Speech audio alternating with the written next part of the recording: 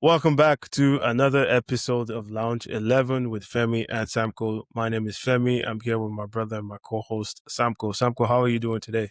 I'm good, my bro. How you doing? Not Very bad. well, very well, very well. We have returned back to regular programming. Things are normal. Yeah, things are back to normal. Just before we continue, I just wanted to just give a shout out to our listeners and just say that I hope you guys are Absolutely. enjoying it. And please like and subscribe. It helps push the algorithm outside so we're able to get more viewers and just help us push this podcast out there. So really do appreciate it. Shout out to our viewers, like you said. Shout out to everyone.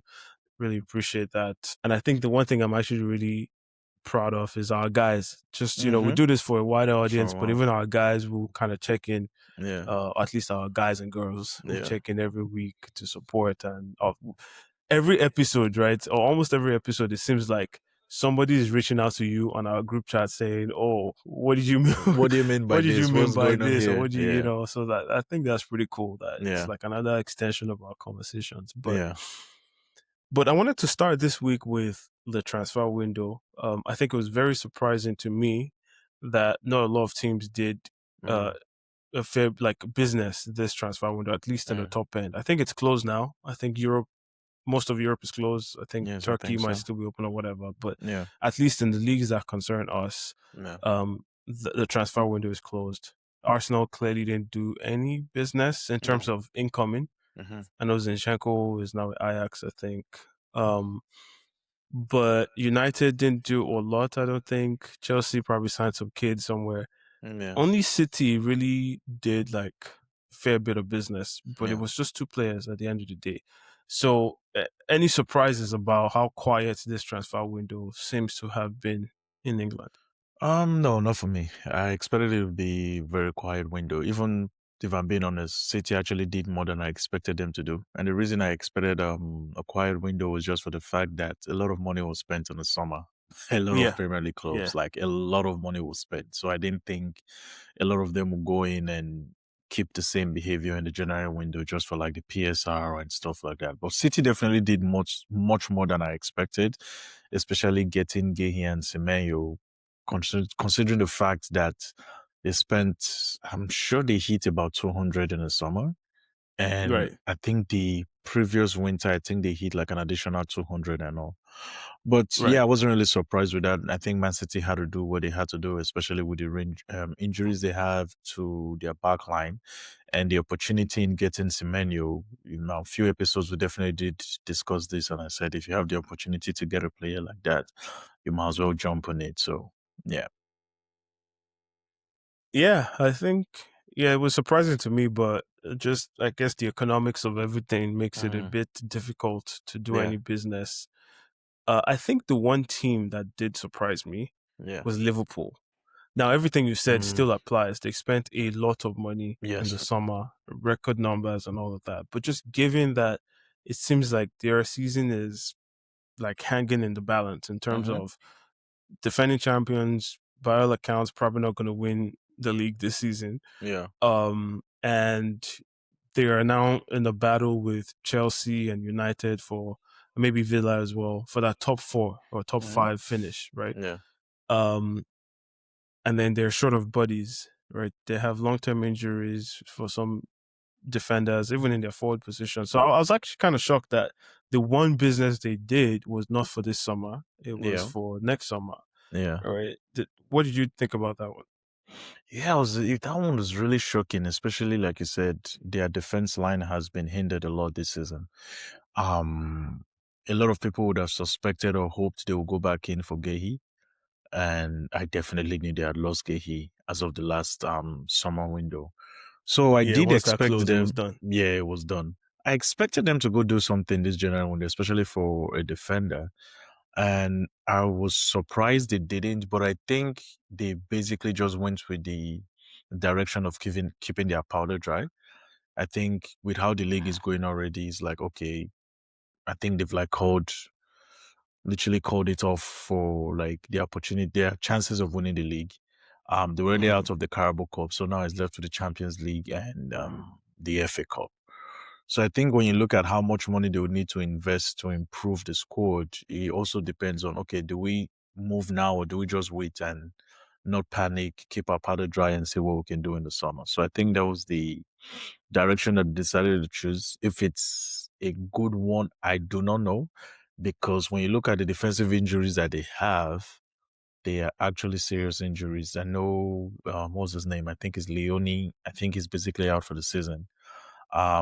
They're basically depending on Konate and Van Dijk. Gomez is always going to be able to come in and give you one or two games here and there. Bradley is out for this season.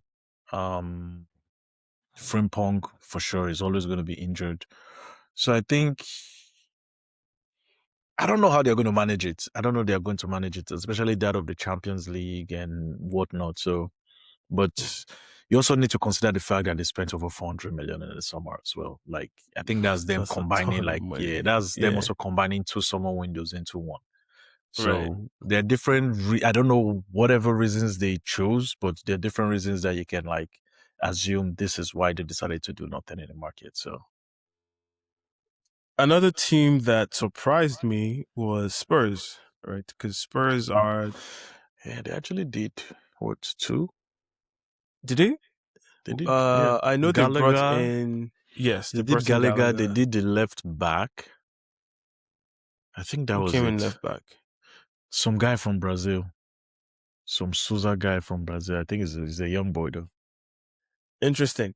Just before as I was preparing notes for this call, I saw something about Romero. Apparently, Romero had another lashing out at Mm-hmm. the club, talking about basically bringing the squad depth into question because he Yeah, had to go off.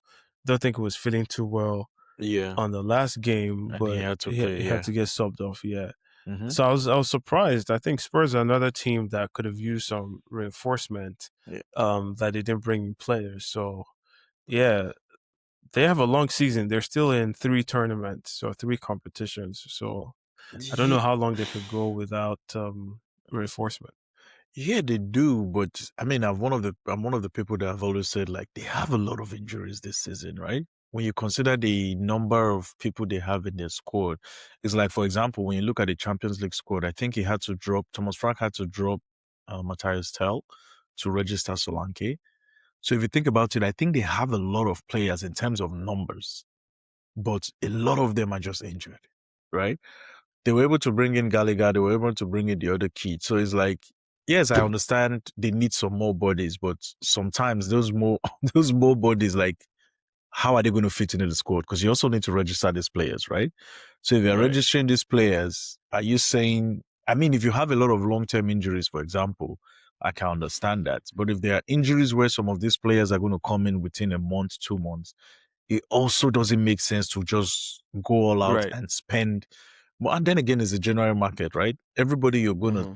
get, most likely you're going to pay over the odds. But outside that, are you going to get the actual quality or the actual player you're also looking for? So I think for Spurs as well, they also were in the camp of keeping their powder dry and wait to see what they have to do in the summer. So I understand Yeah. where it's coming from. It's definitely frustrating. But when you look at it from the You other mean side, Romero, right? yeah, Romero, yeah. When you look at it from the other side, I can understand where the club is coming from. Like it's so easy for us to say sign players, but if Yeah. the squad is full, where are these players going to be? Like how are you going to Right. register them and stuff like that? I'm sure the likes of Madison, Kulusevski, Kudos, Bentancur, I think all those guys are going to come back sometime soon, Van de Ven and stuff like that. So I think I've already called 5, 6 players. So that's 5, 6 players. If you are going to buy 4, 5, 6 players, that means somebody is not getting registered. Someone cannot play. Tell Right. alone is not playing in the Champions League. That tells you that the slots are already been fully registered to someone. So that's how I see it for Spurs. Can't believe I'm We'll come defending back to them, but Spurs. We'll come back to what do you say? I say I can't believe I'm defending them, but yeah, it's just how I see it.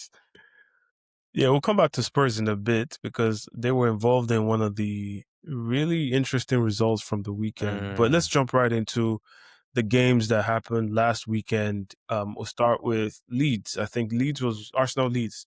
That was mm. one of the ones that we wanted to see performance, Reaction, wanted yeah. to see a reaction. the Carricked game, like I said last week, was maybe a palate cleanser of some sort. But the real Yeah. game that we all wanted to see as Arsenal fans was how we bounced back against Leeds in the Premier League. And boy, we made a statement. Mm, It was a real statement. Going to Ellen Road, 4-0, keeping a clean sheet. mm, Saka going down injured just before in warm ups just before the start of the game. yeah. Noni coming in and contributing an assist and a goal. You couldn't have Yeah. written that script better for him and for the boys. But Very true. want to hear your thoughts on all of that. Man, I think I can only echo everything you've said. It was a worthy reaction, to be honest. I expected a much tighter game going to Ellen Road. I've seen a lot of their games this season, and that place has been a difficult ground for a lot of people to go to. I think I even said on the last episode that if they had lost a game, maybe one in their last 10, and especially coming after a defeat to Manchester United, you want that response, right? I was definitely okay with a tight 1-0 or 2-0, but these guys literally came out and they came out to perform. Like, not a lot of people are going to go to Ellen Road and put four past them at the same time, keep a clean sheet. Um, I think the guys actually did come out. There was, like I said, we had a call the other weekend, and I said there was no standout performer for me because I thought everyone literally came out and showed out. Like, there's no one I can look at and say, this person wasn't really good or anything. Like, everybody came out and they performed to they knew the job. So it was a very, very professional job. And you have to definitely give them credit for that. It was also a game when I watched and I said, I think I even messaged you guys in the group chat when I said, there's a reason why a lot of teams don't come out to play against Arsenal, especially in the second half. I think Leeds actually tried to come at us and try to play us at our game. And you could see we just literally took them to pieces as quickly as possible. So definitely kudos to the team. It was a reaction that was needed, especially away. If we were playing this game at home, I think a lot of us would have been more comfortable. But to go away, like going away in the Premier League to get 3 points is not an easy task. And we were able to get that done in a fashionable manner. So credits to them. What was your thoughts on that? Yeah, I obviously I thought it was going to be difficult, but maybe not as cagey as you might have seen. I think maybe I'd said 2-0 going Mm-hmm. into that, Mm, but obviously I wouldn't say that I saw 4-0 coming. no. So that was good. It was good to see everyone getting involved. I think my favorite thing from that game was actually the post match. I think I've told you before when we win, one of the first things I go do is actually is listen to the opponent's The manager. managers, You know, yeah. I always do that when we win. I go listen to what the opposing manager has to say, what Mikel has to say, because I want to see how they saw the game, right? Mm-hmm. And I think one thing that I took away was Daniel Fark, right? That's his name, Yeah, yeah. right? Fark. Um, he was saying in the presser that look, we might as well not have shown up. I'm paraphrasing here, but basically everything we try to do, they had an Yeah, answer for. yeah, Every time they try to change the system mid yeah. game, Arsenal solved that problem. And I thought, that was just credit to Mikel's brilliance, the guy's concentration on the pitch, because it could be really difficult to adapt to in-game changes, especially Mm-hmm. when you're not at home, managing Yeah, all the different things you have to manage. So I thought they handled it very well. I thought, we were critical of Nani going into the last game, but I yeah, thought he came in and he did his job. So you have to give him credit as well yeah, when he does well. Gyökeres, I think, played very well. He was running, was getting on the end of everything. I think he could have had more than one goal in that game for sure. And I'm sure that he would look back and see some of those chances as chances that he should have taken. But Who's all in that? all, it is Gyökeres. Oh, okay, okay. Gyökeres, right? I thought he had a decent game. But all in all, it's kind of like what you would expect if you describe what a good Arsenal performance looks like. It had set pieces, it had open play goals, it had Mm-hmm. at some point own goals, which was later converted to Nani's goals. But at the end of the day, it was complete dominance, and I think we could be happy with that. We restored at the time a 7 point lead back at the top of the table, Mm-hmm. and put the onus on City and Villa to try and close that gap, which Yeah, unfortunately for them they were not able to do. yeah, for sure. It was a very good performance, like you said. Likes of Noni coming in to the game to replace Saka and putting in that type of performance It was good. No one can ask for anything else. So Yeah, basically, yeah. yeah. The next game, I didn't even check for the Villa game, but I think they lost, which was Yes. interesting. They Yeah. lost at home to Brentford. Brentford Brentford. had a man down. I think it's Yeah. just kind of what would maybe expect from Unai at this stage of the Hmm. season. I still expect them to finish top four, but I don't really think that they're in a serious race for the title. So Yeah. I don't really pay too much attention to them as of right Yeah. now. Anyway, Yeah. obviously the team that we pay attention to is City. I Yeah. did not think that City were going to lose to Spurs. So I just went to church. I didn't even. I was like, you Yeah. know what? Yeah. I'm going to church today. I'm not going to waste my time, Hmm. watching the ups kind of trash Spurs. Yeah. And it started like that. It Yeah. started two goals, I think, in the first half. Hmm. Looks like they barely got out of first gear or second Yeah. gear. And I'm like I'm in church, just taking a quick peek, like, thank God I didn't waste my time. Yeah. And before you know it, it's like second half from everything you guys have shared. I watched the Yeah. highlights. It's like Day and night and night. day. You watched the game, so Yeah. I'll just turn it over to you. Like, Yeah. It walk me was. through what you saw. It was definitely day and night, and like you said, I'm sure for most of the Manchester City fans, it definitely did feel like a loss, right? Because I did not expect Tottenham to get anything out of this game. First half, I don't even think Manchester City came out of first gear or second gear in the first half. They were just bopping the ball around, but somehow the sports players just seemed to just be there in person, nothing else. They were just there physically, because Man City was just moving the ball. They even missed a few chances, and somehow they were 2 goals down, deservedly so. Second half, I'm like, okay. Even the first half, in my opinion, I felt City should have been at least 3-0 up. Second half, you're expecting, okay, City just like manage, control, and see the game off. But Spurs come out with a different type of energy. I just did not understand where that came from. Because it's like there's no way you were the first team that came out to start the game. And in the second half, you're totally different, because I don't even think he made a change at halftime. But somehow they came out with so much energy. The likes of like Xavi Simons was actually playing very, very well. Paulinho was in defense. He was doing a good job.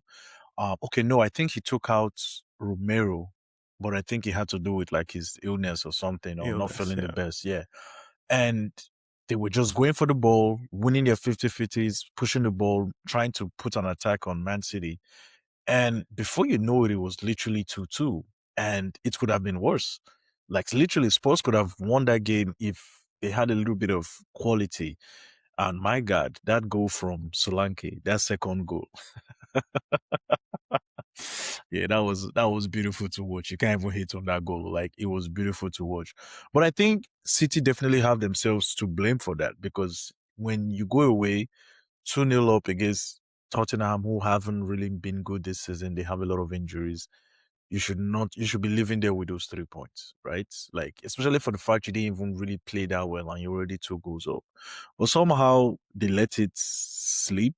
And I don't know, it's just been a very weird few weeks for Man City, especially since Rodri got back into the team. They've just been letting a lot of leads slide and conceding stupid goals. Their defense has been opened up so quickly and rapidly. So yeah, I think they definitely have themselves to blame for that game. And kudos to Spurs, because to come back from 2-0 against a Manchester City, whichever way you want to look at it, it's they definitely have to give themselves a tap on the back. And it was a well-earned point and could have won it as well.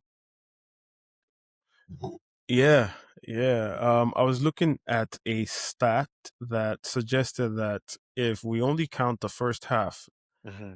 Man City would be on top by 12 points or something crazy like that, which means they get off to very strong starts. And then the second half has They not been just really die good for off. them. Yeah. I'm not really sure what is driving that. That doesn't seem, what we would expect for Hmm. Pep and his teams, right? Because they generally are good with the ball, generally keep the ball away from the opponent. But it looks like this season you always have a chance with them. Do you know thoughts on, obviously personnel changes would not have helped, but Yeah. what else are you seeing? I think fatigue might be a problem for them this season, actually. Fatigue. I actually do think so. I think because when I've watched their game, like you said, in the second half, the energy and everything just dies down. One thing I've definitely noticed, and I've said it on few episodes now, is the system that he changed since Rodri has been back. Rodri doesn't have the legs like he used to. Let's be honest. And I'm not expecting him to have it, especially when you come back from a serious injury, right? So it's like that extra body that you need against Rodri. Sometimes you have the likes of like Nick O'Reilly coming down or Gonzalez guy coming down to help out with Hmm. Rodri, but it just seems to have not worked because it's not something he's done for majority of the games, right? Like he's still having that one holding midfielder, four midfielders basically almost attacking in front of him, and then that of striker. I think also Haaland not helping as well with the goals definitely hasn't helped, but I think fatigue definitely plays a little part of it because in terms of the amount of games played since December, I think City, Arsenal, Chelsea, Newcastle, I think we've all had around the same amount of games, especially for the fact we have been made it to the semi-final of the Carabao Cup. We're in the same like Champions League and stuff like that. So I think those four teams have definitely had the most games within a short period of time, right? Like, yes, for us now, you're saying what the squad depth is helping us with. Man City doesn't, that hasn't really been the case. They've had to call a few players back from loan. They still having injuries. They've had to sign two players and whatnot. So I think a little bit of fatigue is part of it, but I think there's also a system problem. I think there's something that is linked to Pep and how he's playing and how the team is playing as well. So I think it's a combination of a few things. Interesting. Interesting. I haven't thought about it like that because I Yeah. know I started the free Mamouche thing, but I don't think we had seen Mamouche a lot until Yeah, he had recently. not played Obviously, a lot, yeah, to he the went away AFCON. to the Nations Cup, but even Hmm. before that, it doesn't look like he had played much for them. Yeah. But we'll continue to observe that and see Yeah. over the next few weeks how they manage through that because they have a tough run of games coming up. Yes, I But believe so. Yeah. yeah, they have a tough run of games. But I wanted to jump into a talking point from Hmm. that game, which was the VAR decision Yeah. or lack of, whichever way you look at it. Hmm. Solanke's first goal, Yeah. where he kicked through Gay to get, I guess, get to the ball and score. Mm. Um, that was a big talking point, Yeah. on our group chats, on the internet, or whatever. Yeah. On first watch, I thought this should not have stood, Yeah. right? Me too. What were your first thoughts when you saw that, and Same even thing. after you've seen it multiple times? Yeah, same thing. On first thought, I thought it was a foul. I thought they should have definitely, because you could definitely see the ball and you see Solanke like trying to get to the ball or hit the ball right into the net, and then Gehi plants his foot and he literally like goes in behind the calf of Gehi. So I believe I think I still stand with that it should have been cancelled. I still believe it's a foul. And the narrative of he touched the ball first, I've never been a fan of that narrative. A foul is a foul. I Like, hate it. yeah, like I because you hate touch the it. ball doesn't change the fact of what a foul is, right? Yeah. So for me, I still believe it's a foul, and I don't believe in their own narrative that they put out. If you even remember, I think they even said the goal was It was initially ruled an own an goal own for goal. Gay. And I'm like, okay, so if it's ruled an It's, own goal, your narrative of it not he being a touched the foul ball. doesn't make Yeah, sense, right? yeah. Those two things cannot Yeah, be it true. can be true, but somehow they changed it again. So I still believe it was a foul Yeah. and stuff like that. So yeah, the inconsistency in terms of like the interpretation of the rule in Premier League is something we're just always going to talk about, and it's definitely one I really don't want to be a part of. So. The reason I bring that up, right, is because I have a personal vendetta against Yeah. that rule. That rule, in my opinion, about you go contact with the ball needs to be scrapped. And I Hmm. made this clear Yeah. when we suffered similar fate against Newcastle. Yes. Against Newcastle earlier in the season, Nick Pope made a Mm-hmm. tackle, in my With mind, Eucharist. on Yeah. Gyökeres. And the explanation by VAR and the referees and all of that was he got contact with the ball. I watched that, it was marginal contact. Yeah. So it is not incorrect that he got contact with the ball, but then it is, did you clatter the player? Mm-hmm. Right? Which in my mind, that's what happened. And I said, if we're accepting this, we're going to see other instances where a player is going to kick through, Mm. get the ball, and we're still going to call it a A non-foul. And don't that's what we foul. saw here. Yeah. And I think it's silly because we saw something similar in the Chelsea game, which we'll get to Exactly. shortly. Yeah. And it just doesn't make sense. So I think this is an opportunity for, the FA or the rules committee or wherever to take a look at all of these things and Yeah. figure out how to adjudicate more correctly Yeah. when it comes to this stupid, goal contact with the ball decisions. But Yeah. fair play to Spurs for coming back in that game. Obviously, that opens up a 6-point lead for Arsenal at the top of the table. So we're not complaining. We're not No. complaining on this side. Definitely not me.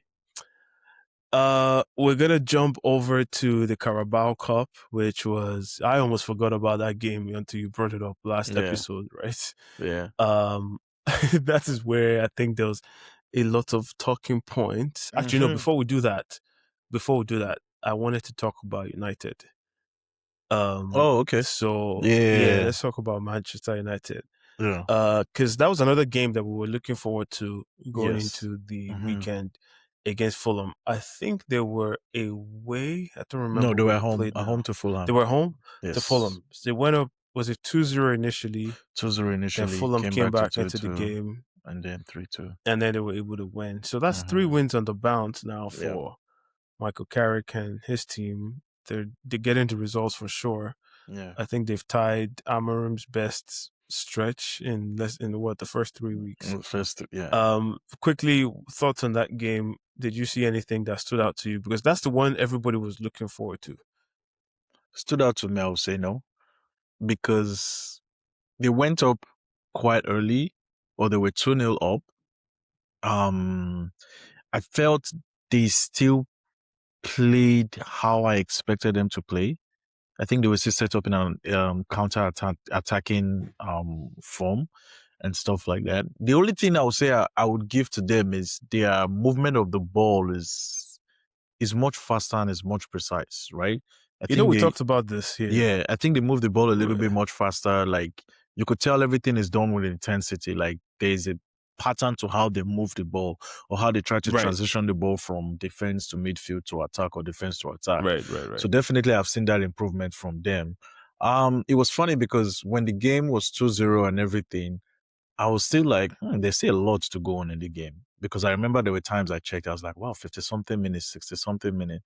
And somehow Fulham were able to bring it back to 2-2. And I was like, yep, this is what we're talking about. Right. Like, literally, this is the same thing they were talking about. And mind you, Fulham had a goal that was removed and they called it an offside.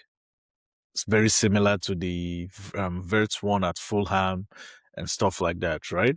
But I mean, credit to them because they took the opportunities and they won the game. Three wins on a bounce, especially the wins against Man City and Arsenal. You can see that definitely helped them to have that belief that they could definitely win that game.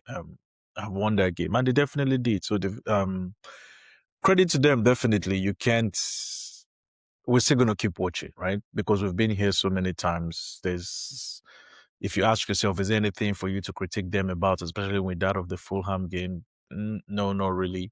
Did I see anything different? Like I said, outside moving the ball much more precisely and faster, there was nothing else that I saw that I'll say, okay, I can see this change or anything, right? Because it's so easy for players to get up with a new manager, a new voice in the room, there's that electric Hmm. good vibe that everyone is having, right? But at the same time, it's the Premier League. So let's see. Hopefully, I'm sure a lot of their fans will hope things are a little bit more consistent for them. So, and mind you, they have a very great chance of making the top four as it stands. So, I was going to ask you about that. yeah, But yeah, I have to give credit where credit is due. yeah, I think they've played well. We were all wanted to see the game against Fulham because the games against City and Arsenal mm, doesn't quite tell us too much about Man U because we think I expected them to cause trouble mm, in the Arsenal game. I thought they would win the City game. Because those are the kind of games they get up they for, get up even for, yeah, under the previous manager or whatever. The Fulham yeah, one is where you kind of think that they're playing a little bit more closer to their level, how would they respond to that? And they did Mm. well, They right? did So well. you have to give them a lot of credit. The other thing you have to give Carrick credit for is we talked about this when Carrick was appointed, and you had asked me if I thought anything would change. Mm-hmm. And I thought that they were going to be more attacking, more free flowing. And I think I had mentioned that I still expect them to concede goals, but I think they will Yeah. score a lot more than they concede. And so Yes. those are the things we're seeing now. So you have to, again, Carrick has to get credit so far in the 3 game sample size that we've seen. Mm. I think he's been bold enough to make certain decisions, like dropping Sesko for 3 games straight was kind of bold. Dropping Cunha for those first 2 Really? games. No, yeah, because like it's especially Cunha, maybe not as much Sesko. Yeah. Cunha Cunha, I would say, was yeah. yeah, Cunha was Yeah. a bold call, right? Yeah. Um, and Cunha came on. I think he started the 3rd game and did Yeah, he well. He started came this on game to the because of Arsenal game Dogo's and did injury. well, right? Yeah. So you probably got that one right. Yeah. You have to give him that. At least Yeah. the results suggest that he got it right. So Yeah. he gets credit from me. Bruno is firing again on all cylinders, kind of like we expected. Is the orchestrator of everything good that is coming out of Manchester United right now. Mm. Assist and all of that stuff, getting them going. So nothing that I can't take anything away from that team. Mm-hmm. They've definitely. I think the one thing I would say though is if that Fulham game was under Amorim, one, they probably don't go up 2-0. But even if they did go up 2-0 and Fulham comes back into the game, there's only going to be one winner in those circumstances, and it's Mm. not Manchester United. So Mm. credit to them for closing out that result. Yeah, I think he's really not, I won't say tried. I think Carrick has really given the system a way for them to maximize their strength, which is their attack, Correct. right? That's the one thing Correct. I'll say, that yes, there's Yeah. a little bit more, they are playing more freely, right? Like when you have Yeah. the likes of Bruno much closer to the striker and the wingers and everything. So Right. yeah, that Right. one for sure. I think Ruben definitely did take that out of them. Right. No. So yeah, do you think Fernandez breaks the assist record this Nope. season? He has 12. That record is 20. It's not gonna do You it. think not? No. Okay. Is I'll the keep reason asking you I this question every week. the reason I say it is has nothing to do with Bruno, right? It has to do with who is putting the ball at the end of the net. And that's what it comes down to, right? And when you see that type of record, I know so many players have gotten close to that record, and it seems like, it's just 4 assists, and he will be able to 8 get more it, in this especially case. towards the end of the season, right? I Yeah. remember Hazard being close. I remember Ozil being close. I think I even remember Fabregas getting close at Chelsea, maybe. I I don't remember think. that. I remember the closest. I think Ozil, Was KDB not close? KDB has tied the record. KDB has tied the record. Oh, KDB has tied the record. Yeah, KDB has tied the record. Really? Oh, I didn't even know Yeah. KDB has tied the record. Yeah, let's do a quick check. I didn't even know KDB has tied the record yet. Because I know Ozil for sure. I know Hazard. If I believe, there was a time a lot of people thought Hazard could hit that. So Ozil Yeah, KDB tied the record in tied it. Okay, 2019, 2020. Yeah. so wow, I didn't even know that. So Ozil came the closest Ozil, in 2015, I remember 2016. Yeah. Ozil's own very well, because in those moments, man, Giroud was one guy I wanted to kill, because I wanted Ozil to get that record so bad, and Giroud just kept messing him up. So that's why I Kept say throwing it away. it's not an easy thing to do, because you also need your attackers or literally your attackers to literally put those chances to bed for him to get it done. So how many assists is Bruno on? Bruno's on 12 at the moment. 12. So that he needs 8 Yeah. more, right? 8 more. How in many games 14 left? games. 14. 14 Man, games. Yeah. That's a tough one, bro. That's tough, isn't it? That's tough. Tough, man. That's literally tough. So we'll see. But yeah, I don't think he does it. Yeah. Yeah. We'll see. But Yeah. I think he's definitely having What do a you very think? good season. I mean, his records are tough to break for a reason. Very tough, I think yeah. I agree with you. Assists are not just about the player giving them; they're really about the guy scoring them as well. And there's nobody really lighting up the charts there. right, in terms of goal scoring. Now, what he does have in his favor, 7 of his 12 assists right now have come from set pieces. No way. Yeah, Set so that's almost pieces. 60% of the assists. Yes. So That's if that interesting. trend continues, then of course he has. I don't think set pieces have played a huge role in the league the way they have this season. Right, this Set season pieces we're for the seeing most set creative pieces player go. in the league. Mm. Do you have a separate agenda you want to bring? It's just interesting to know the most creative player in the league has Yeah, yeah, 60% of his numbers are coming from the same set pieces that a lot of people be talking about. yeah, yeah, Interesting. yeah, yeah. We'll be back Yeah, here so soon. he has 12 assists right now, and 7 of them have come from corner kicks, free But you kicks, and see, things like that. that again, like, kind of like goes towards the point that I would say, like, it's not just down to him anymore. It's down to the other players who have to execute those chances, right? Yes, but my point about set pieces and why that, because we're looking at what could make him break it. I don't know if he breaks it, but we have to look at, like, okay, this is the bull case, the bear case, whatever. Mm. The case for him to break it is that that trend continues, Yeah. because I don't think we've ever The seen same before trend in that the they told league. us is not sustainable. I don't think it's not sustainable, right? So that's what I think. Where I've shared my views on, I think you're referring to Arsenal set pieces. I've shared my views on Mm. set pieces as a trend across the league. I think it's on the Yeah. up and up. I've called Arteta innovative in his forward thinking, Yeah. in actually chasing the margins, right? Getting more Yeah. out of the margins in set pieces. So I think that's not going anywhere. There's going to be more set pieces in the game. That's just how it's going to go. Now, bringing that back to United, obviously, if they have more set pieces, he has 2 things going for him. One, he always stays fit, right? Mm-hmm. Bruno is always True. fit. Yeah. 2, they're going to get more set pieces, Yeah. right? And he's on all the set piece duties. He's on free kicks, he's on corner kicks, he's on penalties. Well, you don't get assists from No. penalties, Yeah. but free kicks and corner kicks, you could squeeze out another 3 or 4 from there, and we're talking about a totally different thing. So it could. I don't know. We'll see. We'll see. There's 14 more games to go. We'll see how well he does there. Let's move right over to, I think, this part. Other than the Manchester City Spurs game, I think the Arsenal Chelsea game was really the big, like, talking point of the week, right? Yeah. It was the second leg of the Carabao Cup. Arsenal had already won 3-2 away at the Blue Emirates, also known Yeah. as Stamford Bridge.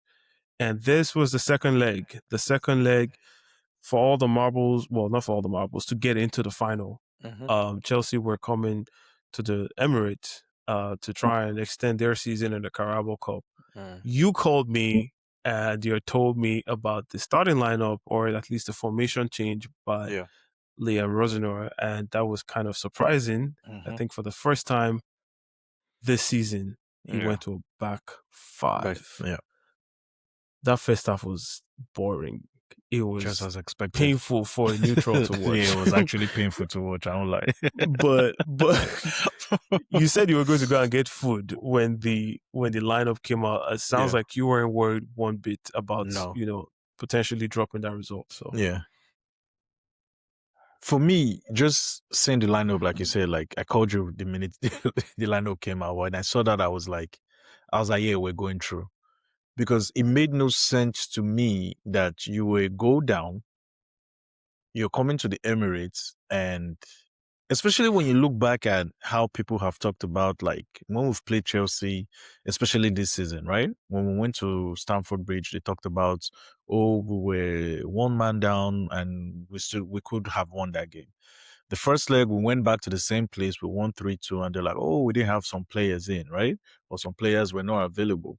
So I was expecting this game, one goal down. Remember, everybody kept saying we didn't kill them off, right, right? And I said, if you had given me a 1-0 advantage to take back to the Emirates, I was very okay with that, right? So what I expected from him to do was, especially when you look at the last few games that they have played, I was expecting him to, yes, not to go all ultra attack, but for a knockout competition, you know you need goals to advance, right? So you're coming in with a back three, very first time you have ever played it at this Chelsea. You decide to do that at the Emirates. Makes no sense. Two, you came in with no width. Your width was basically Cucurella and Gusto, Dilap. no, Oh yeah, Gusto, well, literally, Gusto. right? Yeah, yeah, yeah, yeah. Which to me, they both had horrible games. I don't think Cucurella can play that wing back position. It's funny because they also had Heto on the pitch. I felt they should have switched and let Heto play that of the wing back. Then you go with a two-man up top with Delap Dilap and Pedro. and Pedro. I'm sorry, Delap is a negative. When you play, you're playing one man down with that guy, right? Then I look into their bench. He has Palmer, he has Estaval, he has Garnacho. I understand that of Estaval that he had some problems back home, had to go visit the family. So maybe he came in late. I can understand him being on the bench. But I just did not understand how a knockout game, one goal behind, your most creative player was on the bench. Basically, your best attacker that a lot of Chelsea fans have pointed to in terms of Estaval was on your bench, and Garnacho was on your bench. So literally, you had no weight. And it's like, what is the one thing that Mikel is being tagged or accused of being right now? That is a pragmatic manager. He's a defensive manager. So you literally made the job a little bit more easier for him. Like literally, because everything that happened in that game, I called it. I said this first half is going to be a wasted half. Nothing is going to happen this half. Early in the second half, Liam is going to bring in Palmer, bring in Estaval. A little bit later, he's going to bring in Garnacho. Go check the subs. He did exactly that. And I was like, if I can already make this call even before kickoff, what makes you think the Arsenal coaching staff, the manager, that have all these tactics, have watched all your games and stuff, what makes you feel they were not going to make or they couldn't predict those same calls? Right. Right? So I look into the first half, like you said, it was a sleep fest. And I'm there looking at this game like, okay, what exactly was this guy's plan? Because they were not really attacking us.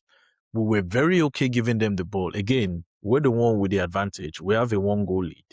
You're telling us to just chill and do nothing. Even when we get the ball, we're just going to like knock it around. There was no attacking phase from our side in the first half. This is something we know and there's pride when we do this in usual games, right? Okay, fine. Second half, let's say his plan has gone just exactly how he wanted. He brings on the Estavals, brings on the Palmer, and I'm still not seeing them going for it. And I'm asking No myself, urgency. like, Yeah. please, who's a goal down in this game? Who is a goal down in this game? Because now you're already making it seem to me like the first half was already wasted. Because now you've even brought in your best two attackers that can help you get that goal that you need to even extend it into extra time. And you guys are just so passive with the ball. You just keep like knocking it around and whatnot. They actually didn't go for the game till like the 90th minute or 91st, 92nd minute. At that point, we have now deployed the lowest of blocks. Right. Yeah. Like we've deployed the lowest of blocks. And I'm expecting crosses, like just keep going into the box. And I don't see any Yeah. of that. Nothing. They're just trying to pass the ball in between left to right. And in my head, I'm like, okay, these guys, you are definitely mad at this point. And what happens? The very second they go for it, in the 94th, 95th minute, you open up You and got boom, exposed. you got exposed and the game is done. You actually lose the game, not even a draw. And a lot of us were very okay with a draw because, like I said, we had to do basically nothing to progress to the next round. And he comes out of that game talking about, oh, this is in hindsight. If I lose the game, people will criticize me. If I win the game, I'm a genius. I'm like, bro, please don't patronize yourself, man. Like, I'm just like, bro, like, don't come out with all this hindsight story because you had a job here to do. You didn't do it, right? If you go look at his press conference before the game, he literally came out and said they would do everything it took to, to progress. Like it's just half time. And you came to the Emirates and you did absolutely nothing, right? A lot of the Chelsea fans have come out. You've said this Arsenal attack is weak. They don't score goals. The only depend on set pieces and stuff like that. Okay, if that is the case, why is your manager coming with a back three? If it's a weak attack from Arsenal, then you don't need to come with a back three. So even with your back three, we didn't even make an attempt to attack you guys. And the very first minute you guys open up a little bit, boom, it's done. But I mean, again, credit to the boys because it took a lot of concentration for them to they literally just kept them at a certain length and they really didn't do anything. But I think the best part of the game was definitely the dying moment when Kai Havertz was the one that just put the final nail on the coffin. That was That beautiful. was beautiful. And what's funny is I have watched so many vlogs of Arsenal fans who were at the stadium who recorded that moment. Bro, I'm not even gonna lie to you. I wish I was there. It was special. Man, I really wished it was there. Like, I don't Yeah. even think what we saw on the TV. When you go watch those vlogs, it Yeah. was actually good to this. So again, credit to the boys, credit to Mikel Arteta. He came in with a plan. If that plan was changed based on the lineup, whichever plan he decided to go before he saw the lineup, when he saw the lineup, and during the game, executed perfectly. So how was it for you? Because I know you got to watch. You actually rushed to try and watch the game. I was watching from my phone because I wasn't at home. You called me, like it starts with your phone call because normally you know, 11, an hour, 15 minutes or so before the game lineups come out. So Yeah. I run to the Arsenal WhatsApp channel to WhatsApp, yeah. check the lineup. So as soon as I saw it, it was kind of as expected. So nothing strange there. So I didn't even bother checking Chelsea's lineup. I don't really care what they have to do, right? Because Yeah. I was fairly confident that we're getting results. Then you called me. I was like, "Have you seen the lineup? I mean, the formation." I said, "What?" He said they're playing back three. I was like, "What?" I couldn't believe it. I was like, "Really?" Yeah. Right. So I went and I checked. I was like, "Wait, are this guy? What's the plan here?" Right. And so at that point, I think I told you that, you know what, I would really love it if we just give them what they want, a boring Boring. 0-0. You Yeah. want to come here and sit back. I hope it's a 0-0 draw. Nothing happens in this game. We grind out 90 minutes. We stare at each other, make it a staring contest, and we get up out of there. That's really what I wanted because since you don't want to play, we don't have to We play. don't have to play. And I've said this here and on our banter Sunday calls. I said, look, people need to understand something. Arteta is no more playing football with you people. Yeah. He's playing chess now. And that means he's happy to kind of just sit back, make the right moves when it needs to be made. Whether it makes you happy with Oh, your not entertainment or whatever, not his problem. not his problem. And so I think that was a big misstep by Liam, the Chelsea coach, Liam Yeah. Rosenthal. It's like, you're playing right into Arsenal's Hand. like plan if you Yeah. show up with a back three, because we don't have to press the game. We're totally fine sitting down in mid block, low block, whatever. We don't have to do anything. You have to come get it. And that's exactly what that first half played out to be. Played out to be. I've heard people say that it's, I think what was funny is just hearing some of like the Nevilles and some of the other commentary during and after the game about how this is brilliant. Arsenal, like they're hanging on. It's like, I don't know if you're watching the same game I'm watching, because what I'm watching is a manager on the other side who has wasted 45 minutes. Wasted, literally. Wasted for. Listen, it's a tough enough job between Arsenal, as we know this season. It's a tough enough job when you then try to do that in half the time that's available to you. Yeah. You have 90 minutes of a football game. You are now attempting to do that in a shorter period of time. It doesn't make sense to me. Yeah. So I never really understood the plan. I thought it was naive. I thought it was actually a very, very silly approach by Liam. And I think there's a certain arrogance that I'm starting to see in Liam that I don't know if it's merited yet. Because showing up to do that, I think it was like a rope-a-dope kind of strategy. We'll sit down, take the punches. All that needed to spoil that entire game plan from the beginning was some corner kick or one of Martinelli's balls going through, and it's done in the first 10 minutes. Yeah. So I don't really understand it. I mean, we've spoken to some of our friends who are Chelsea fans, and they seem to buy into it. The other comment about him saying if it works, you're a genius. If it doesn't, you are looked at whatever. But here's the reality. when it It doesn't didn't work, we are work. also going to look at you as a dunce. Exactly. That's the It's that point. simple. Because when he made that statement, I'm like, okay, bro, do you understand that the plan you came with did not work? Did not work, right? So you're talking about this alternate reality that if Yeah. it did work, people look at you as a genius. Well, Yeah. what did happen is that it did not work. Yeah. And so the same way you would get credited with being a genius if it did work, is the same way you should be able to hold on to that L, Yeah. and people are going to say you're a bit of a, like Yeah. you're crazy because Yeah. it did not work. Yeah. And it did not look like working. They only had 2 shots on target the The entire whole game. game. That's what was funny because I'm like, when I saw like the pundits and everyone saying, oh, they could understand it. Maybe I'm just like, do you understand this guy did not give them the greatest chance? The To try and get the greatest results. chance to Yeah. try and get it. That was where I had the problem because in Yeah. my head, and it's funny when you talked about the lineup because it was my brother-in-law that actually sent the lineup to me. Shout out Captain Owen. He sent the lineup to me and he was like, man, this game is going to be a little tough. It's going to be rough. And I said to him, I am going to chill. Nothing is Oh going to man, I said, happen. yeah, this is gonna be. I Yeah, said I'm I like, it's this is gonna be going to. zero I literally zero. We're said to just him, gonna. this is just a 90 minutes delay. That's Yeah. literally what I said. I said, this is just a 90 minutes I felt delay. the same way. I was Yeah, like, because okay. it made no sense to me. Imagine, okay, now let's just switch it up, right? Imagine last season when Newcastle came to Emirates, gave us 2-0 at the first leg of the semi-final. We went to St. James Park and Mikel came to St. James Park with 3 at the back when we were 2 goals down. Yeah, I don't get it. I don't Or get it. switch it to I PSG can't explain it semi-final. to you. We went to Parc de France and he went there with a back 3. I'm like, if this was a league game, I have nothing to say about it. I was going to say that. If it's a league If this game, is a league game, there's nothing to say all about it. zeros. All you needed was 1 goal to take Yeah. it to the next, like just to extend the lead and give yourself a fighting chance.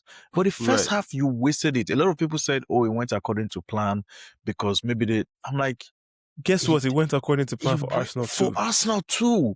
Because if Mikel came in here said, okay, most likely these guys are going to come, they're going to attack us. So defensively, we have to be sound and all. He looks at that spreadsheet and he sees a back 3.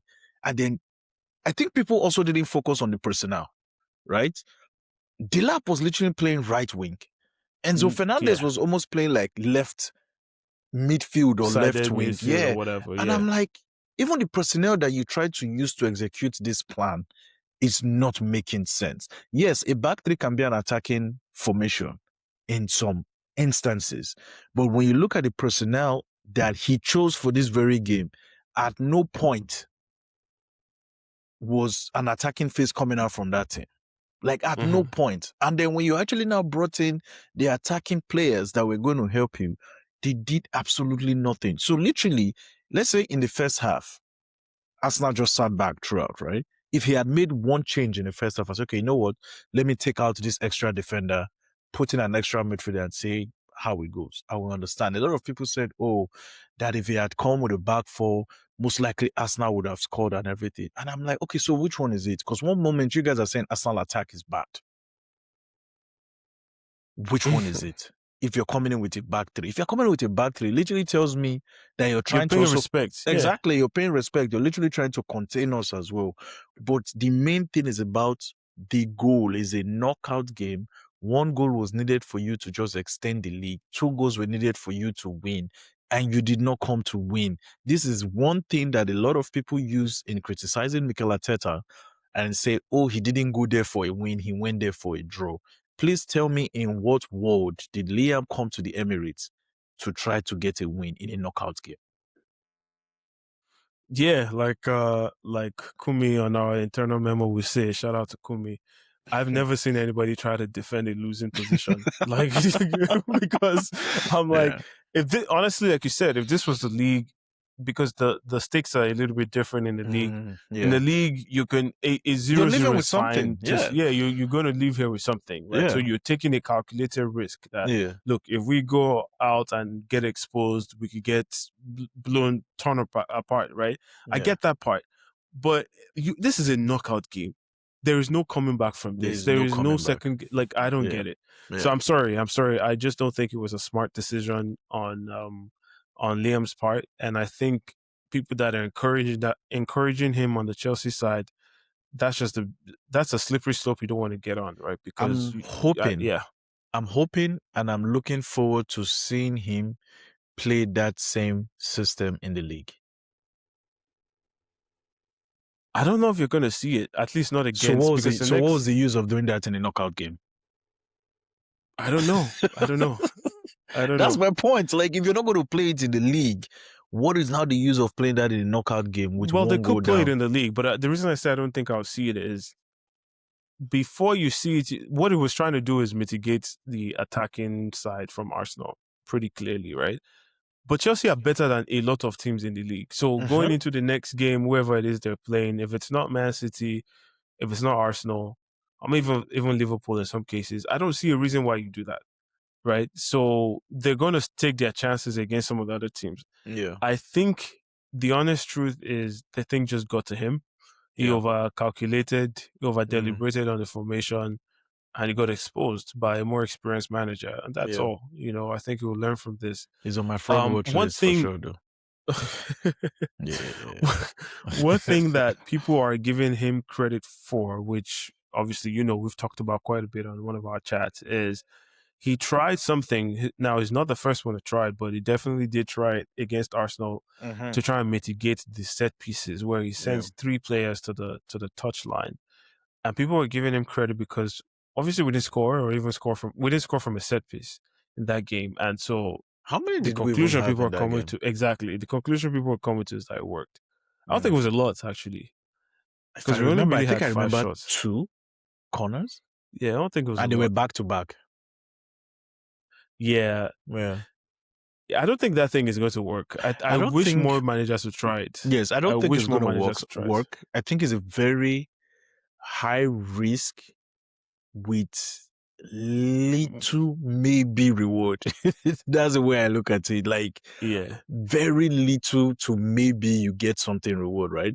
Because I think Brighton had done that thing to us before, if I'm correct. And I think we still scored from a set piece in that game. I'm not too sure, but I don't know why Brighton keeps ringing a bell in my head in one of the teams that had done that to us. Because Maresca did it to us.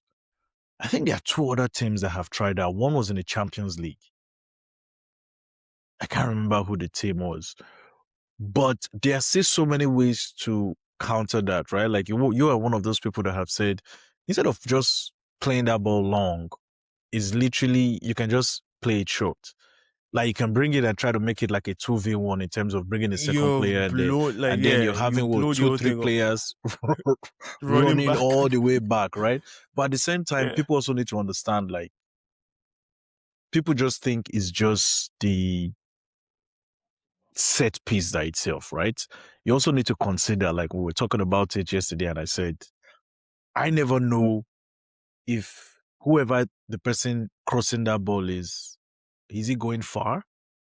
Is he going near post? Or is he dropping into the middle of the box, of the 6 yard box, right? Because one thing I've noticed with the Arsenal set pieces, it's designed to cause chaos. Like literally, look at the Leeds game. There was no Arsenal player next, like close to the ball, and we actually still scored. And I think that's coming from chaos and panic. Just naturally, when yeah. we have set piece, I think people are literally just already panicking and stuff like that, right?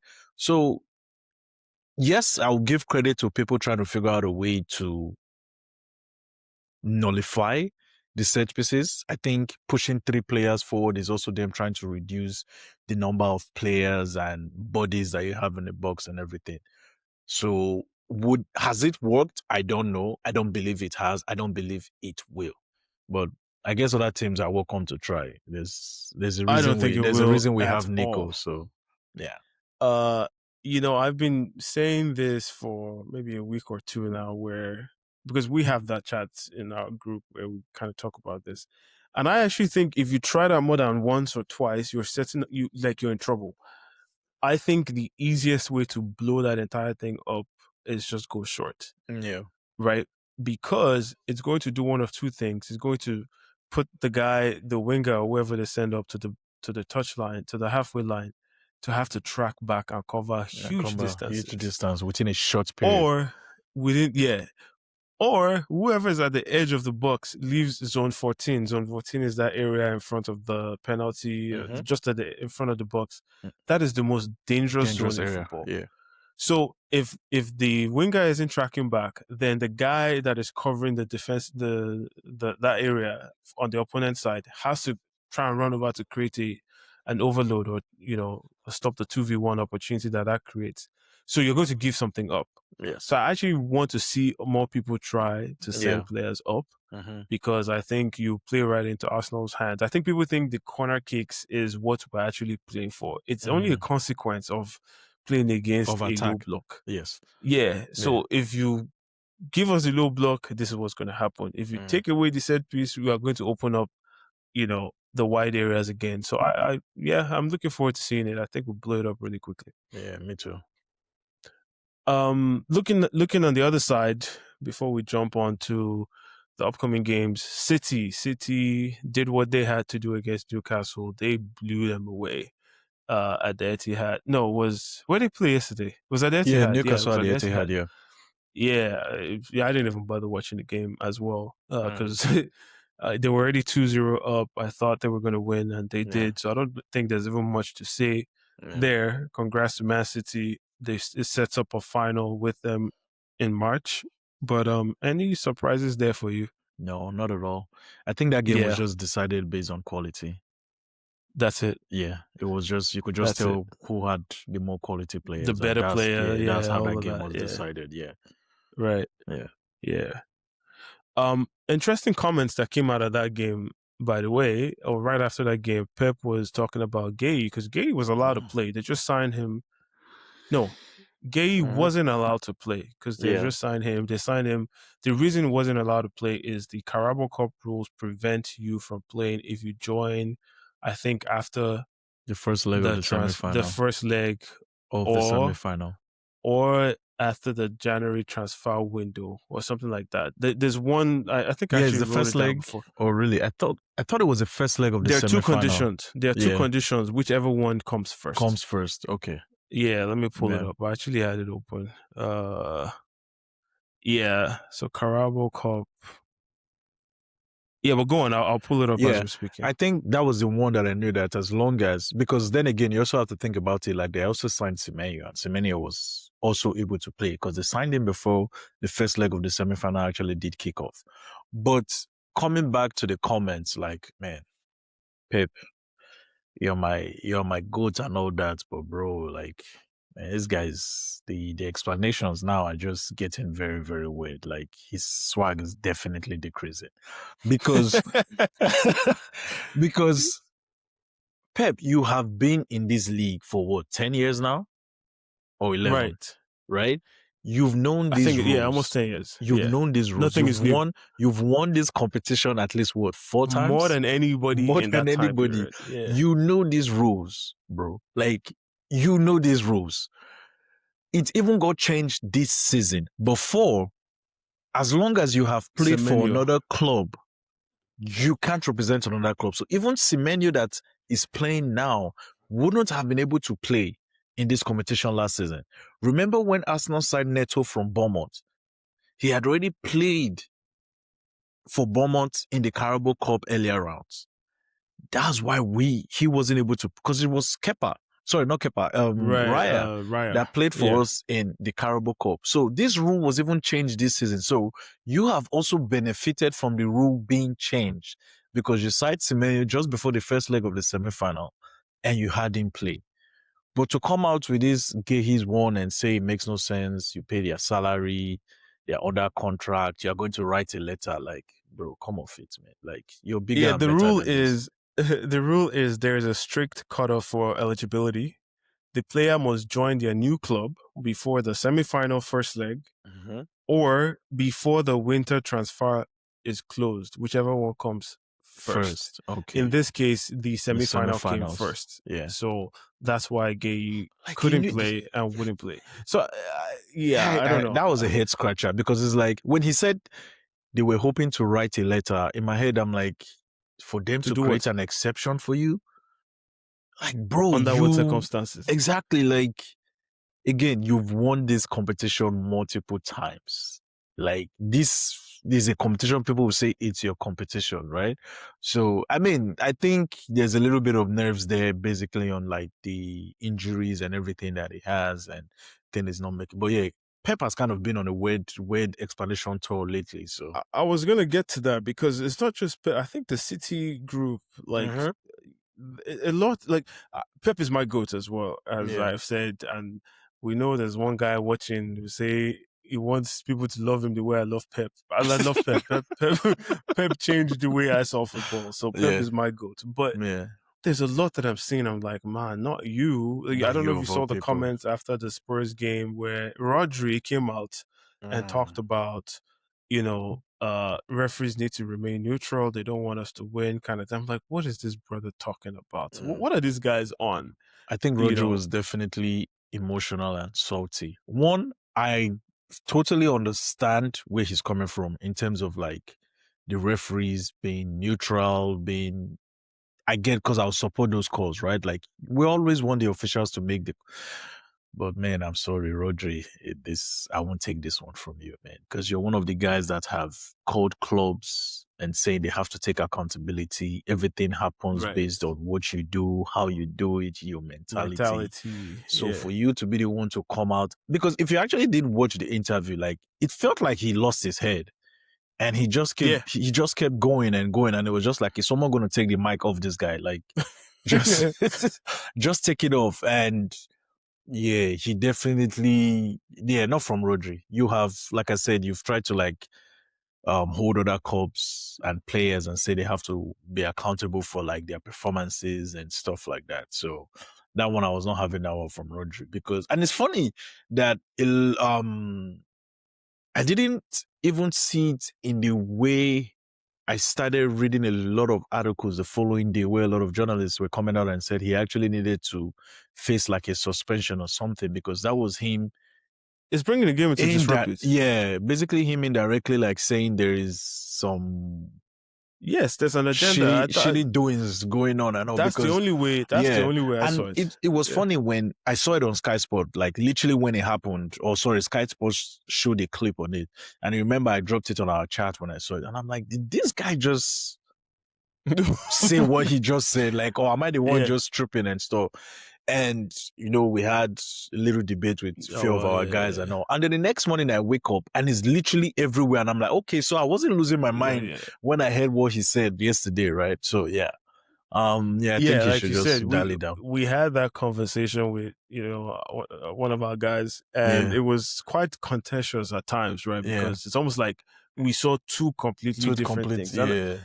and one thing I try to do is I try not to let external whatever bias my thoughts. I watched the hmm video when you posted it, and the Yeah. first thing that crossed my mind is, dude, listen, we all have problems with the referees. Like I hmm can give you a list of things that I don't like referees doing. But once you start coming out saying that they don't want us to win, Yeah. like referees have to be neutral, at that point you're going beyond just questioning their, ability to do their To do job. their job. Yeah. You're actually questioning their, bringing Integrity their and everything. And integrity. that's Yeah, left, like that's that's for us different. That's fans to do. different. Yeah, that's Yeah, yeah, totally different. exactly. That's for That's us fans to do. like, Yeah. bro. It's one thing to say this referee is, hmm makes bad decisions or Yeah. just didn't get it right or whatever. And even Mm. as fans, we can get into the, conspiracy theories and all that. But Theories and all. Yeah. But as a player, as a as a captain, player giving your post yeah. match Post match. presser Yeah, or that was whatever mad. you're talking about, I'm like, yeah, Yeah, this is that was head mad. loss, man. That was mad. you know, uh, it's crazy because these are guys that have won at the highest level. I don't know if it's like if they're feeling it a little bit more this season, but I think we'll find out more over the next few weeks. But It yeah, that tells you was what that was very pressure is like in disappointing. football, right? Like, remember I Yeah, always say these yeah, things. Like, there are some people that just think, or they try to put them on this high moral situation. Like, this is the pressure of football, right? Even for those who are used to winning, pressure still gets to them as well. When things are yeah, not going your way, you're definitely going to feel that type of pressure. So, absolutely. yeah, I think he just, the way the game went and everything, that was just him being a little bit like reactive and all. So, yeah. Right. Yeah. Okay, we're coming to the end, so let's jump into. Actually, there's a lot of exciting games this weekend, man. There's a lot of exciting You know, it's games. funny. I can't remember a lot of the games except ours. I'm gonna run it like I mean the weekend starts the game starts tomorrow. We're not gonna Oh, there's a talk game about tomorrow. Leeds. Yes, Leeds Who? have I shouldn't have said that, man. So people forget to say the FPL. There's no game tomorrow, scratch Actually, I that. didn't even know there was a game tomorrow. Actually. Yeah, there's a relegation battle tomorrow. Leeds and Forest play tomorrow. Oh wow, that would be a But good yeah, I game. won't post this until like after the FPL After the deadline. FPL deadline.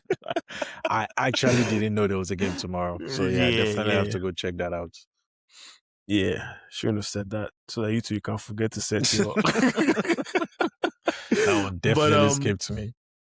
on Saturday, Man United are actually playing Spurs. That's going to be an interesting game in my mind. I don't know who's going to win because these are the kind of games that Spurs can throw a wrinkle in in the works.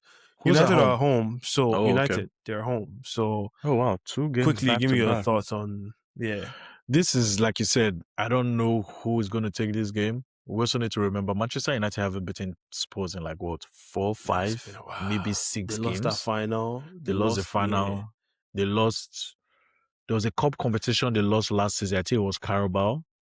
Oh, really? Yes. Oh, Then I think they lost at Spurs. yes. I think they played them four Spurs got times United last season. number like that. Yes. I think they played them 4 times actually Wow. last season. And I think Spurs won 3, including the final. The season Wow. I didn't. before, I think it's the same. It's like a win and a draw for Spurs. So it's definitely, Wow. yeah, it's definitely one of those tricky games and all that stuff. Spurs will definitely be much better because they're out of like they're playing away and most of their better performances have come away. Manchester United with the expectation again to win, to attack and everything. So this is going to be one tricky game. That's a tricky game. I That's have a nothing. tricky I have game. nothing for this one, man. Yeah, this one I don't know how to predict it, but I I have think nothing I for think this I'm going one. to go for yeah, I think I'm going to go for a hit on this one, man. I think Spurs are going to do another madness on this one. Okay. Yeah, I think Spurs will do it. I think Spurs get something in this game. I wasn't going to bring this one up, but it's Actually, interesting sorry, because have they played this season? I don't even know what they've done, man. They must have because we're in game week 24, so they must have played already. Let me see if I can find who won that game. But you Or could rather, continue though. we're in game week 25. Sorry, So they I wasn't definitely gonna. have played.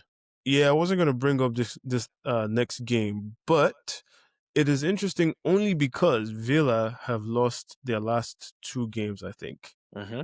they lost to Everton and then they lost to Brentford. They lost last week in circumstances that you wouldn't expect them to lose. They were at home.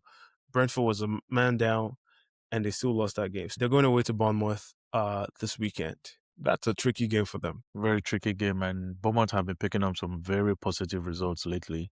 Yeah, And yeah, it's weird. Like every time Beaumont lose a player or lose players, it's like their performances just go another level and yeah. stuff like that. So definitely, I think is going to be a tricky game. I don't even know where to go on that one, but maybe I'll just call it a draw. But that would be a very very exciting game. I think so too. Yeah. Um, Actually, they drew the first game what did they play? 2-2. Oh, United Spurs 2-2. Okay, Yeah. so Well, that was under another Amorim 2-2. though.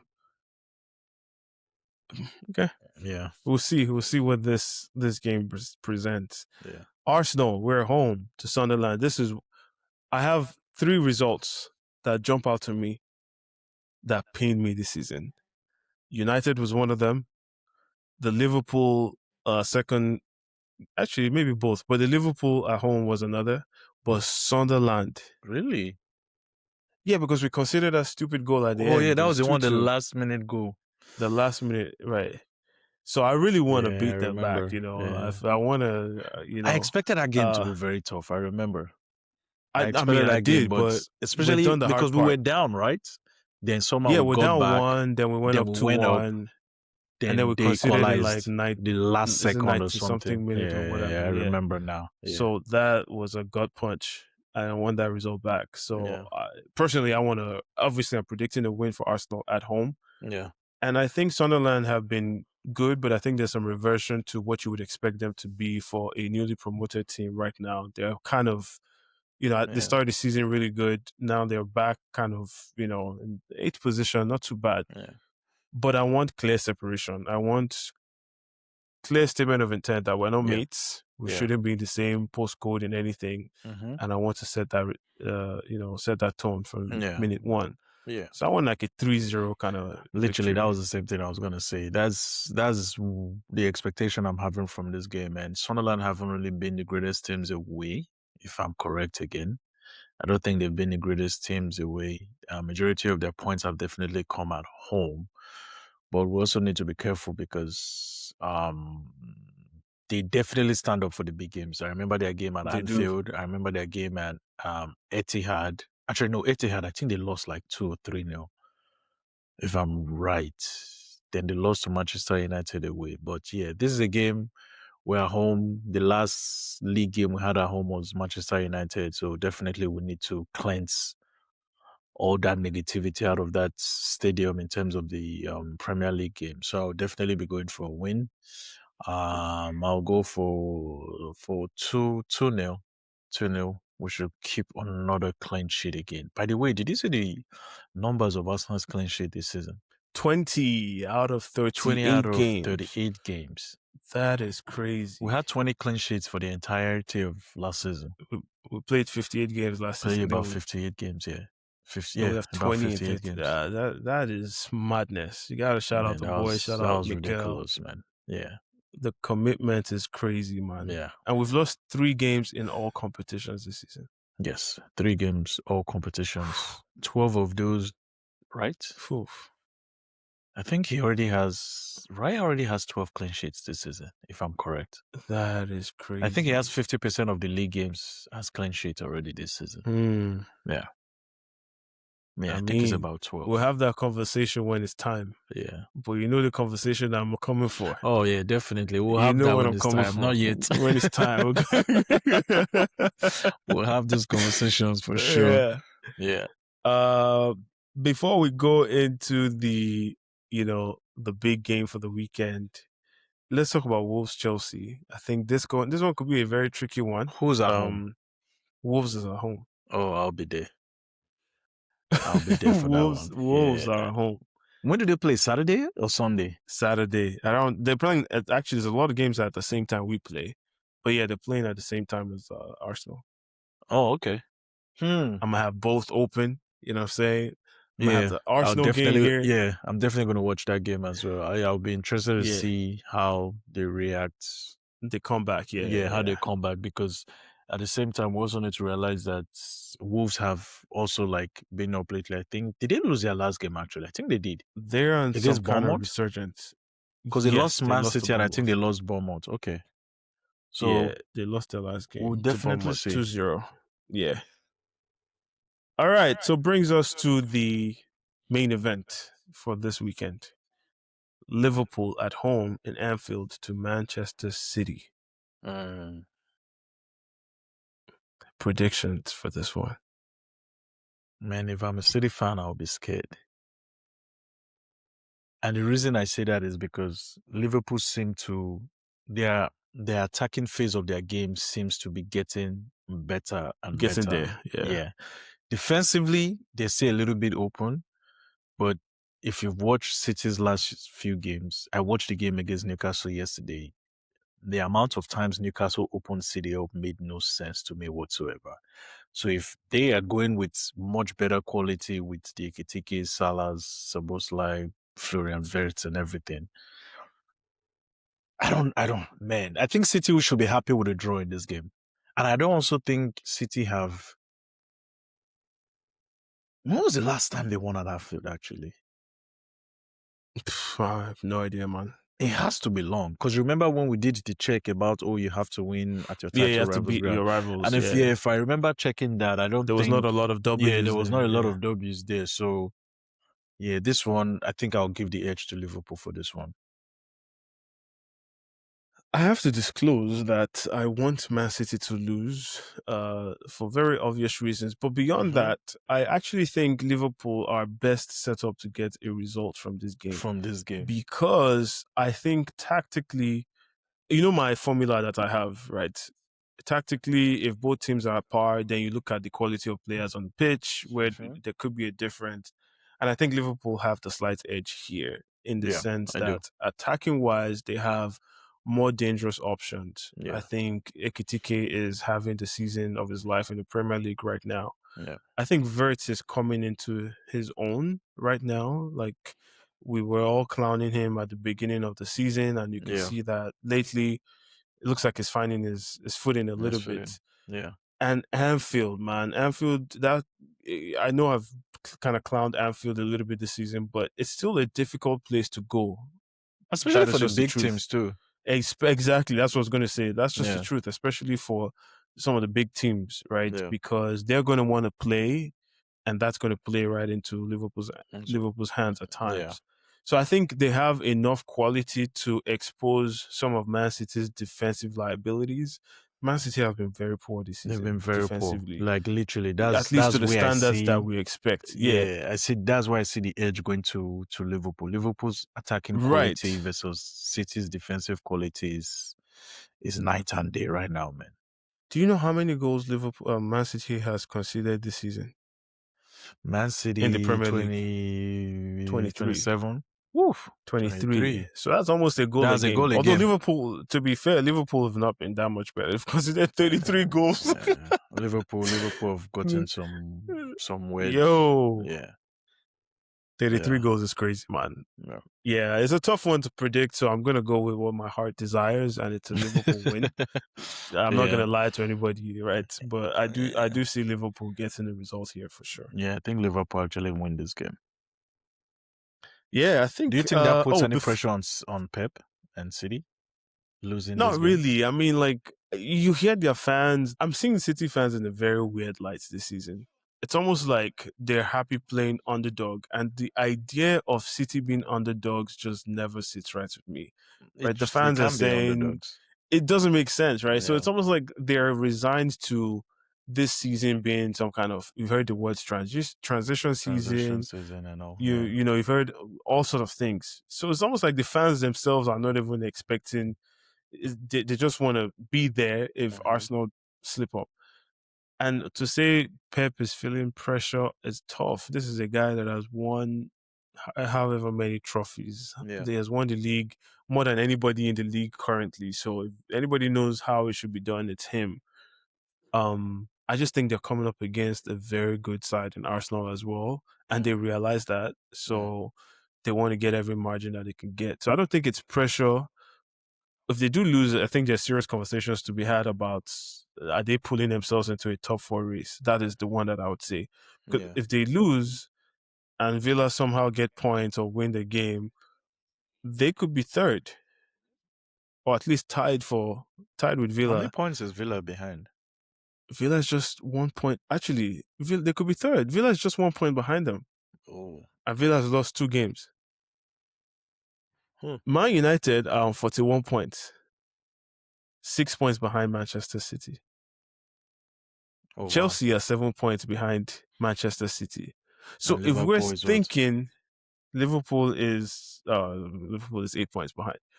But my Mm, point is this, right? So if we think realistically City can catch Arsenal for the title, that's a 6 points gap. Then what is stopping United from catching City for second place, what's which is stopping also a Liverpool? 6 point gap? There are 8 That you see points. my point. Yeah. You see my point. So I think more so than having questions about whether you're feeling pressure or if Hmm. you lose the game, I think you're really having a serious discussion about, man, are we pulling ourselves into a top four battle here? Because Yeah. they did that last year. Is there any They did place? that. Is there any way you see City winning this game? Of course, I mean, you can make a case for them to win the game. They still have quality. Like Hmm. I just told you, Liverpool has considered 33 33 goals goals. Yeah. this season. So if they're not if they're not good defensively on the day, they're going to get exposed, Mm. right? So yeah, I'm looking at Liverpool. Yo, man, Liverpool has conceded 12 goals at home this season in 12 games. Yeah. That's a goal every game. Hmm. So Because I'm City trying to definitely have a remember goal in them. Forest, Sunderland. They've considered some weird against some weird teams at their home. City definitely have a goal in them. So if you're Yeah. looking at that average, a goal a game, all it takes is 1-0 for It's them to one lose a zero. game, right? Yeah. So yeah, I can see City getting something from the game if I want to be fair. Yeah. You know what's actually funny? I actually just went to go look into the schedule. There's actually midweek games coming up. Really? Yeah. I didn't know that. What are So we even playing? by our next episode, there's another set of games that would have happened after this weekend. Oh, Yeah. who do we play next? We play After Brentford away. Oh my god, I don't like those kind of games. I'm not gonna Play lie, Brentford man. away. Liverpool is away to Sunderland. Man City is at home to Fulham. Manchester United is away to West Ham. Oh Chelsea is man. at home to Leeds. Yeah. So Tuesday, Wednesday, Thursday. Okay, we're almost at time, so let's quickly Yeah. touch on Arsenal, Brentford, and I guess we could also At least we touch get a on good which. amount of rest before the Brentford game, which is good because we play on Thursday and we play Saturday. So that's like good 4 days in between. Yeah, another good away performance, I hope. Or that is what is expected. Brentford have been good this season, but we can definitely get something at that game. What's the name of that their midfielder? Shade or Shad, Mhm. wherever they It's call going to him. be missing, right? He's gonna be missing for that Missing game. through So suspension. yeah. So that's another advantage for us. And hopefully we go in, we take advantage of that and come out with maximum points. I am not Yes. predicting anything other than 3 points from now to the end Yeah. of the season. I'm ready to eat my words. The other thing I noticed between now and the end of the season, we leave London only 3 times. Hmm. No, Yeah. now on the end of the season. Yeah. Oh, so we played almost everybody. We leave 3 times. Yes. That's for the league, though. For the league. Yeah. Right, right, right. Yeah. Okay. Mhm. Um. Yeah, I think from the midweek games, other than Arsenal, who else is interesting enough for us to discuss here before we jump off? Um, I mean, it's definitely the people who are challenging you for the league, which would be Man City and Fulham. Man City is at That home. could be a tough game, but I think they'll Yeah. win that one But pretty I think they easily. win Yeah. that one. Liverpool going away to Yeah. Sunderland, that would definitely be tough for That's Liverpool. tough. Oh, Newcastle and Spurs are actually playing. Spurs, Yeah. man, Spurs have been having some kind of weird season, man. They have a They feel like very they're there, crazy but run. they've Yeah, I just know they been have a dropping crazy run points. Yeah. because think about it. They play Manchester United, then they play Newcastle. It's, I think we even that's, played them after this Newcastle game, if I'm correct. what are you talking about? Newcastle? No, Spurs. Oh, I'm not worried about Spurs. I was talking about Yeah. Newcastle. Or did I say Oh, Spurs? yeah, both of them, they have like a crazy schedule now going. Yeah, but me, I'm even talking about Newcastle in the sense that they've been having their season is weird. Like they've been there or thereabouts, Uh, but just when they put like a win or two together, they go through a rough patch and they kind of stay around that 8 to 10 position. yeah. They look like they can beat anybody on that day, but then they get exposed on any other day as well. Mm-hmm. So it's Mm-hmm. crazy. Yeah. All right. I think we could end it here. Well, no. I wanted to touch on Liverpool. One more thing on Liverpool before we jump off. Did you see Slot's comments about trophies being not as important as style of play? I don't know what's going on with managers this season. It's like everybody's trying to Everyone get is sacks, just man. moving mad when it comes to their press conferences this season. To be honest, I don't know. It just I don't know what's happening with Slot this season because I know there was kind of a round table that Liverpool did with Slots. I think one of their director of footballs or technical directors or something. I said I was going to Right. try and listen to that. But when I saw that quote and I saw a little bit of the clip when he said, talking about the style of football, I'm just like, what are you trying to do? Like now, I don't even try to listen to Slot anymore. It's like everything he does, I'm beginning to feel like it's calculated. Like he's Yeah. doing it for something, right? Because I didn't even There is some understand. agenda. Yeah, there's some Where agenda that came behind it. from. I Yeah. didn't understand where that came from. So I don't even know how to. I don't know how to judge that Yeah. comment. Yeah. Yeah. So, Yeah. but for you, what would you take? I thought it's funny because I didn't understand it either. And again, we talked about this with the Gerard rebuttal and some of the other things he has said. Sometimes I think he doesn't know where he is. Like you're at Liverpool, one of the most successful clubs Mm-hmm. in England. Yeah. Like I think there are one or two. I think United is one, Liverpool is two. So trophies matter for this club, Very okay? much Like so. it is the identity of the club. They win. No team has won more European trophies in England than Liverpool, if I'm remembering that correctly. Yeah. So for you to come out and say that your style of play, bro, Liverpool would outlive you. They'll be there long after you're gone. You will So it's not not even on be you. remembered. Yo, it's not on you in your second year. In your Yeah. second year to be telling Liverpool how or what they should care about. They brought you here to win trophies, and that is your That singular is your job. job. Okay? Like, I don't know what you're talking That about. is your job. Style of play, like they didn't hire you for style of play, my guy. They Yeah. brought you here to win trophies. Mm-hmm. And so yeah, I thought that was, I don't, like I said, I don't think he knows fully where he is yet. Yeah. A quick question just before we round up, because I remember Yeah. last episode we talked about it's hard to see him being the manager for Next Liverpool season, next yeah. season. Yeah. Do you see a place where he remains the manager? Yeah, I think so. Again, like I said, winning is everything. Yeah. To be fair, they're still in the FA Cup. They're Yeah. still in the Champions League. I don't know how you feel about their chances, but you're there, and that's all you can ask for. Yeah. They have a favorable, I think they're top four, if I remember, in the Champions League. Yes. Yes. I think they finished third. Yeah, so you would expect them to get a favorable draw next round or whatever. So Yeah. things can bounce for you in a very lucky way Okay, wait. in knockout competition. Same thing in the FA Cup.